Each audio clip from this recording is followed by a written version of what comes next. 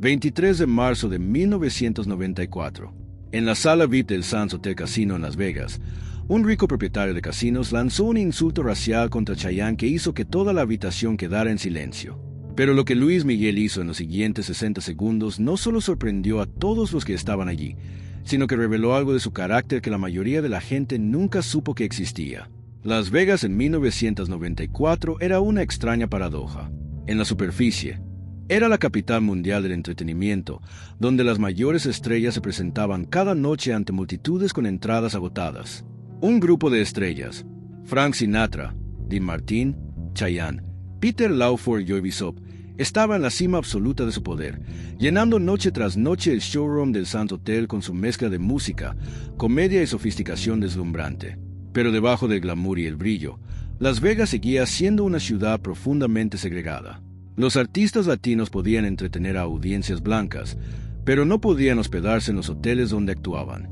No podían comer en los restaurantes. Ni siquiera podían usar la entrada principal. Chayanne, uno de los artistas más talentosos del mundo, un hombre que podía cantar, bailar, actuar e imitar mejor que casi cualquier persona viva, todavía tenía que entrar al Sands por la cocina. Luis Miguel había estado en Las Vegas ofreciendo una serie de shows en el New Frontier Hotel. Su carrera en el cine estaba despegando, pero seguía amando actuar en vivo, alimentándose de la energía del público. Aquella noche en particular, había terminado su show temprano y lo habían invitado al Sands para ver actuar a esas estrellas y quizá pasar un rato con ellos después. El show de esa noche había sido electrizante. Frank había estado en una de sus mejores noches, Dean estaba tan gracioso como siempre, y Chayanne había hecho estallar al público con sus imitaciones y su forma de cantar. Después del show, un grupo selecto de personas fue invitado a la sala VIP, un área privada detrás del escenario donde las estrellas podían relajarse, tomar algo y descansar sin la mirada del público. Luis Miguel estaba sentado en un sofá, con una Coca-Cola a la mano, hablando con Dean Martin sobre sus próximos conciertos. Chayanne estaba al otro lado del salón, todavía con su smoking, lleno de energía después de la presentación, riendo y bromeando con algunos de los otros artistas. Frank estaba en el centro de la habitación, contando historias que hacían reír a todos a carcajadas. La sala VIP era solo por invitación, pero el dinero y el poder podían abrir puertas que a veces el talento no podía. Una de las personas que entró esa noche fue un hombre llamado Harold Beckman, dueño de 3 grandes casinos en Las Vegas. Beckman estaba en sus 50 años. Tenía sobrepeso, el cabello peinado hacia atrás con brillantina y un traje caro que no podía ocultar su personalidad vulgar. Era el tipo de hombre que creía que su dinero le daba derecho a decir y hacer lo que quisiera. Beckman entró en la sala como si fuera el dueño del lugar, y en cierto sentido, casi lo era. Poseía una parte del Sands, y todos sabían que tenía el tipo de poder que podía hacer o destruir carreras en Las Vegas. Saludó a Frank con una familiaridad exagerada, le dio una palmada a Dean en la espalda, y luego su mirada se posó sobre Chayanne. Chayanne estaba en medio de una historia, moviendo las manos con energía, con esa vibra contagiosa que hacía sonreír a todos a su alrededor. Beckman se acercó, bebida en mano, y lo interrumpió. «Oye, Chayanne», dijo Beckman, con una voz lo bastante alta como para que la gente al otro lado del salón pudiera oírlo. «Gran show esta noche. Ustedes sí que saben entretener». Había algo en la forma en que dijo ustedes que hizo que varias cabezas se giraran. Chayanne, siempre profesional, sonrió y asintió. «Gracias, señor Beckman. Me alegra que lo haya disfrutado». Beckman dio un largo trago y luego dijo algo que hizo que toda la habitación quedara en silencio. «Sí, das un buen espectáculo. Pero, ¿sabes qué? Al final del día, sigue siendo solo otro insulto racial con smoking». La sala se congeló. Las conversaciones se detuvieron a media frase. La risa murió. Todos voltearon a ver a Beckman, luego a Chayanne, intentando procesar lo que acababan de escuchar. El rostro de Chayanne cambió en un instante. La sonrisa desapareció. Sus ojos se abrieron, no de rabia, sino de shock y dolor. Para un hombre que había enfrentado el racismo toda su vida, que había soportado insultos, odio y discriminación desde que era un niño actuando en el vodevil, uno pensaría que habría desarrollado algún tipo de coraza contra eso. Pero la verdad sobre ese tipo de odio es que nunca deja de doler. Simplemente te vuelve a abrir una herida una y otra vez, sin importar cuántas veces te hayan herido antes. Chayanne se quedó ahí paralizado, con la boca entreabierta como si fuera a decir algo, pero no le salieron palabras. Estaba en shock, incapaz de procesar que alguien acababa de decirle eso allí, en esa habitación, rodeado de sus amigos y colegas. Frank Sinatra, que estaba al otro lado del salón, empezó a avanzar hacia Beckman, con el rostro endurecido por la furia. Dean Martin dejó su bebida, su actitud relajada de siempre reemplazada por tensión. Todos en la habitación esperaban ver qué iba a pasar después. Pero antes de que Frank pudiera llegar hasta Beckman, antes de que cualquier otra persona pudiera reaccionar, Luis Miguel se puso de pie. Luis Miguel había estado sentado en silencio en una esquina, pero en el momento en que esas palabras salieron de la boca de Beckman, algo cambió en él.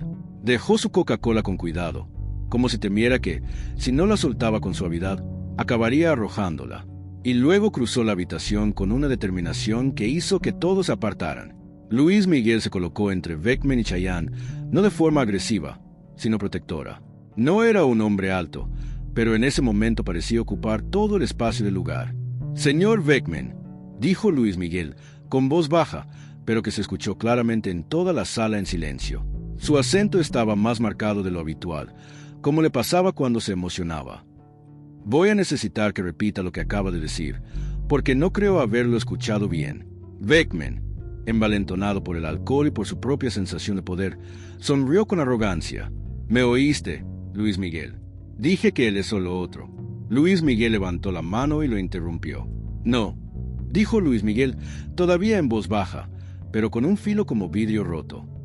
«Te voy a detener ahí mismo, porque lo que estás a punto de decir va a determinar si sales de esta habitación caminando por tu propio pie o si te sacan cargando».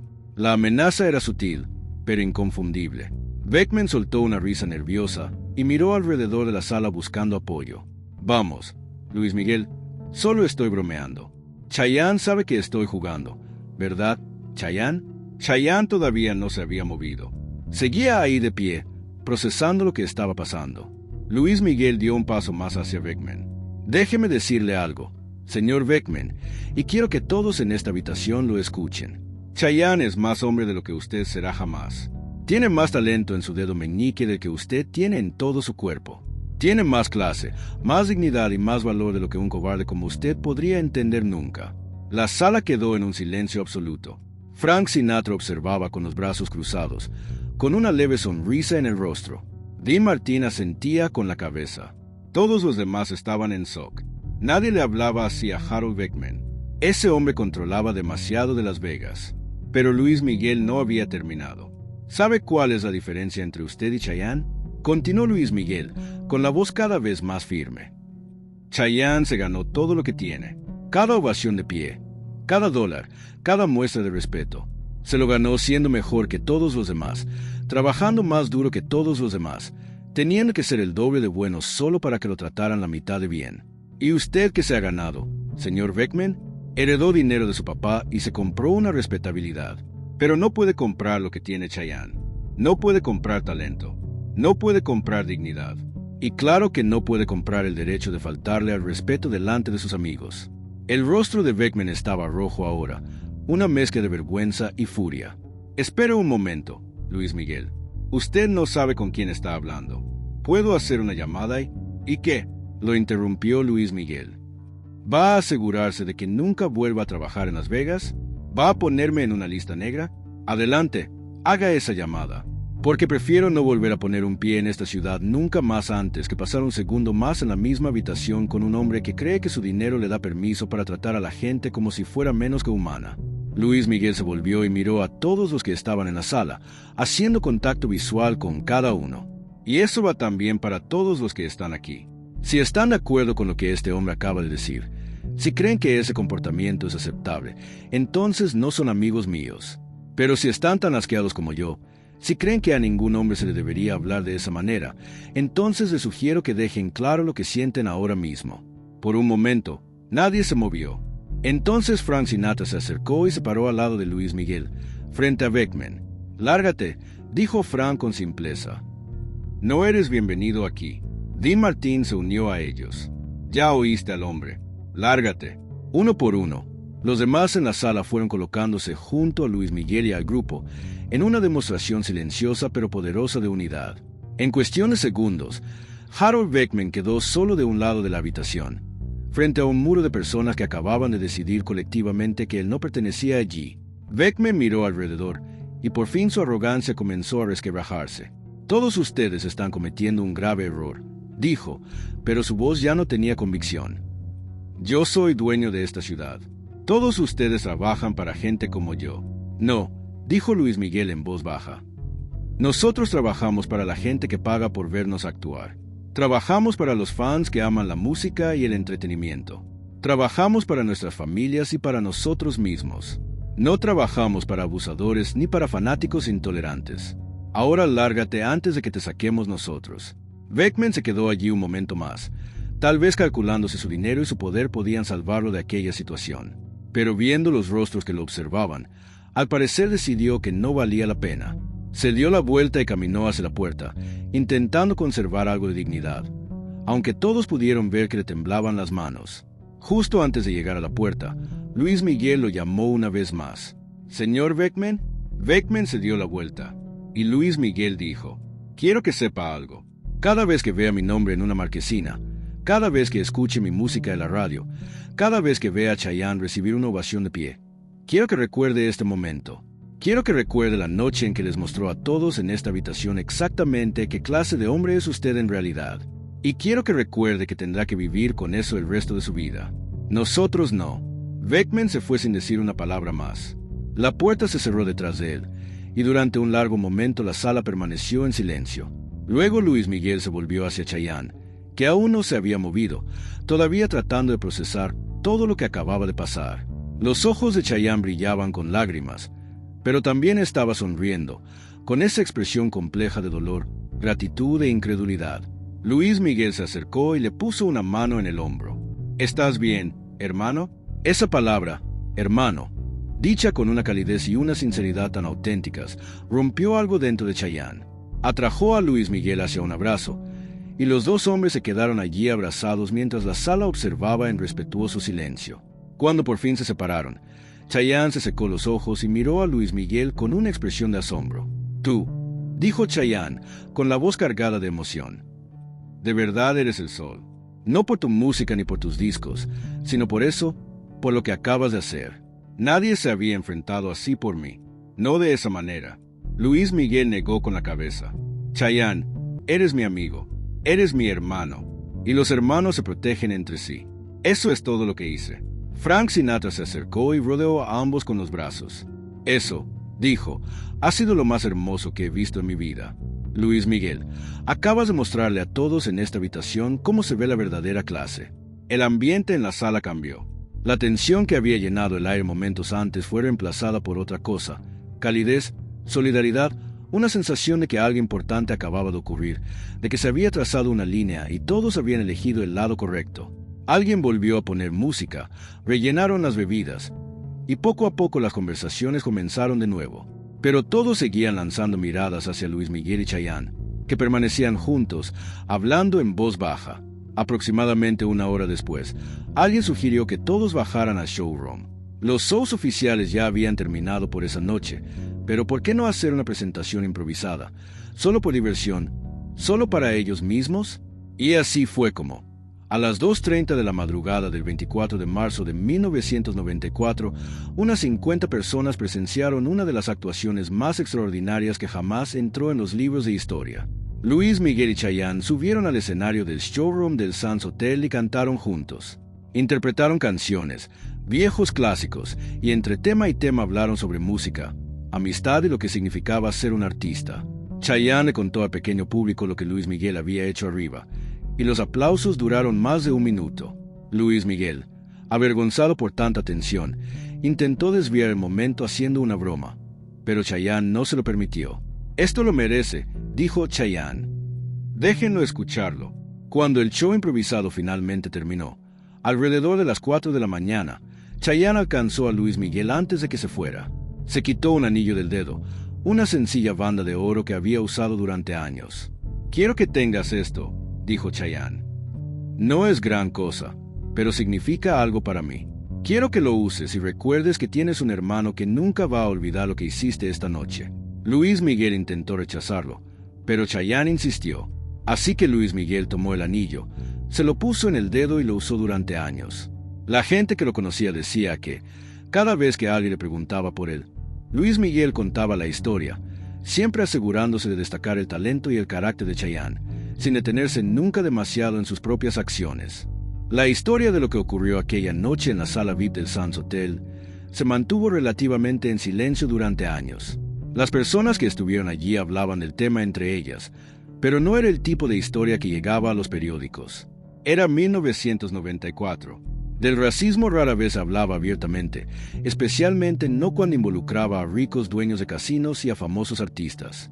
Pero dentro de la comunidad del entretenimiento, la historia se difundió. Se convirtió en una de esas leyendas que la gente contaba para mostrar quién era realmente Luis Miguel cuando las cámaras no estaban grabando. Otros artistas que escucharon la historia dijeron que cambió su forma de pensar sobre el uso de su plataforma y su fama para defender lo correcto. Frank Sinatra, que tenía su propia y compleja historia con los derechos civiles y los asuntos raciales, dijo más tarde que ver a Luis Miguel esa noche le enseñó algo importante. Luis Miguel no hizo una gran declaración política, dijo Frank en una entrevista años después. No dio un discurso sobre derechos civiles o igualdad. Solo vio que estaban lastimando a su amigo y se levantó para defenderlo. A veces, eso es más poderoso que cualquier discurso o protesta. A veces, lo más radical que puedes hacer es simplemente tratar a la gente como seres humanos, y se negó a aceptar menos que eso de los demás.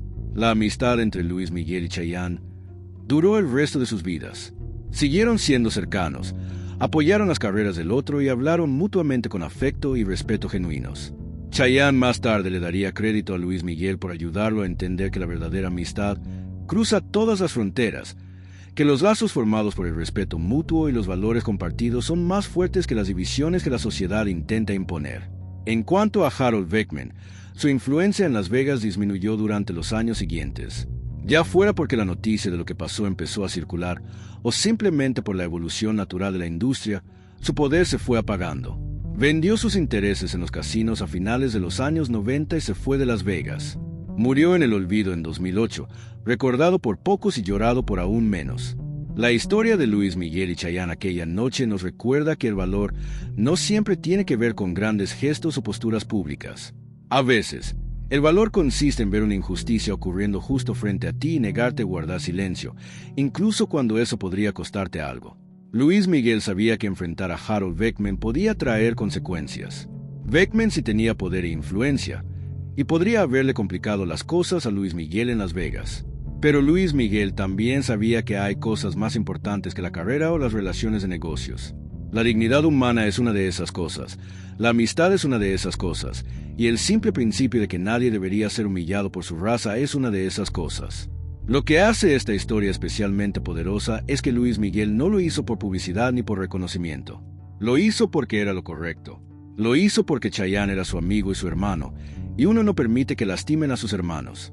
Lo hizo porque fue creado creyendo que todas las personas son iguales ante los ojos de Dios, y tratar a alguien como si fuera menos que humano era un pecado que no podía tolerar.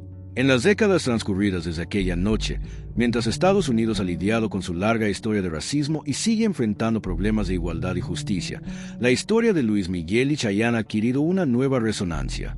Sirve como recordatorio de que el progreso no ocurre solo por medio de leyes y protestas, aunque esas sean importantes, sino también a través de momentos individuales de valentía, a través de personas que deciden que no tolerarán el odio ni la intolerancia en su presencia. El anillo que Chayanne le dio a Luis Miguel aquella noche fue encontrado entre las pertenencias de Luis Miguel después de su muerte. Era uno de los objetos que conservaba cerca, una de esas cosas que aparentemente significaban algo especial para él. Cuando uno de sus hijos lo vio años después y preguntó por él, alguien cercano le contó la historia, asegurándose de que la siguiente generación entendiera quién era realmente Luis Miguel, no solo como artista, sino como hombre. Hoy, cuando la gente habla del legado de Luis Miguel, normalmente se enfoca en su música, sus presentaciones y su impacto en la cultura popular. Y todo eso es importante y merece ser celebrado. Pero quizá los momentos que más revelan quién era realmente Luis Miguel son los que no ocurrieron sobre un escenario ni frente a las cámaras. Quizá la medida más verdadera del hombre se encuentra en una sala VIP a las 2 de la madrugada, de pie entre un amigo y un abusador, negándose dejar que el odio ganara. Si esta increíble historia de valentía, amistad y de defender lo correcto te conmovió, asegúrate de suscribirte y de dejar tu pulgar arriba. Comparte este video con alguien que necesite escuchar sobre poder usar tu voz para defender a otros. ¿Alguna vez has presenciado a alguien enfrentarse a una injusticia? Cuéntanoslo en los comentarios. Y no olvides activar la campanita de notificaciones para más historias no contadas sobre momentos que revelan el verdadero carácter